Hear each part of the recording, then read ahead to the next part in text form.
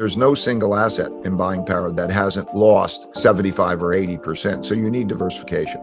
I think for the next number of years, I don't know whether that's 5 or 10 years, they're going to be more a comparable power than a dominant power. And how that period of coexistence goes will be very, very important. In other words, avoiding that. And at the end of the day, the strongest will win out.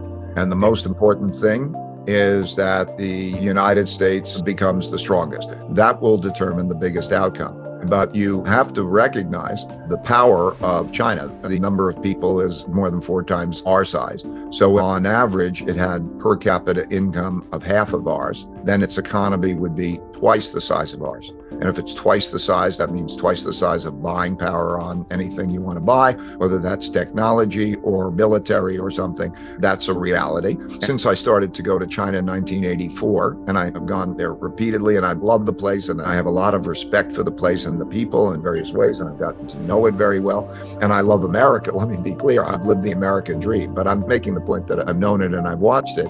Since I started going there in 1984, its per capita income has increased by 27 times.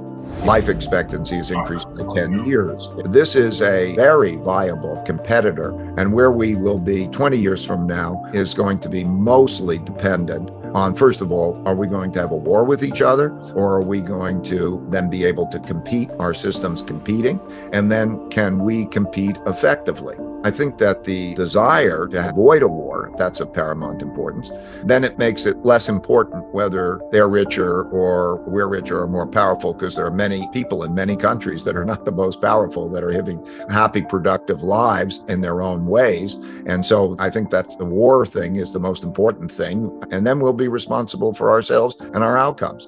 I think it's something like 275 million people who are over 60 or 65. And because of their one-child policy, it used to be that the young would take care of the old.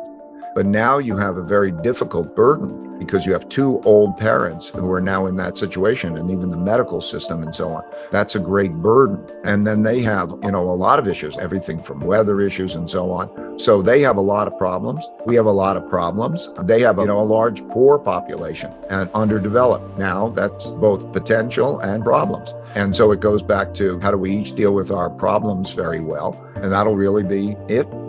First, financially, be financially strong. Have a good income and balance sheet, income statement and balance sheet.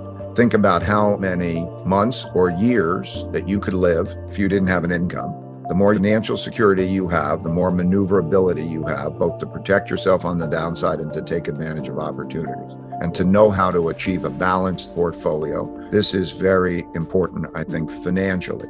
And then be with people.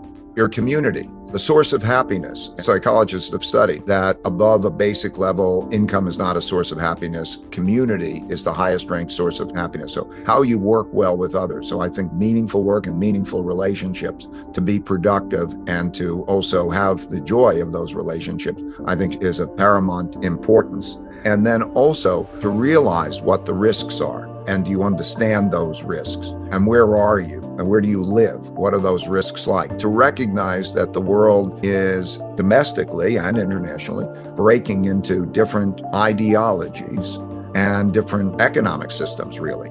That happens state by state as well as around the world. And to understand which are the places that are the best for you in those set of circumstances, to be aware of those risks. And then it's just the fundamentals, raise your kids well and raise productive. I should say that in most of these cases, even the worst case situations, it's okay for most people. In most wars, most people don't die. Okay, most people don't get injured. Okay, most people don't. In most depressions, even most people don't get unemployed. Okay, they are scary situations. But it's not the end of the world for most people.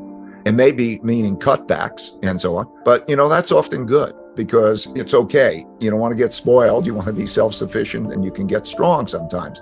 So most people can get through these things fine. Just understand what it's like and navigate that well.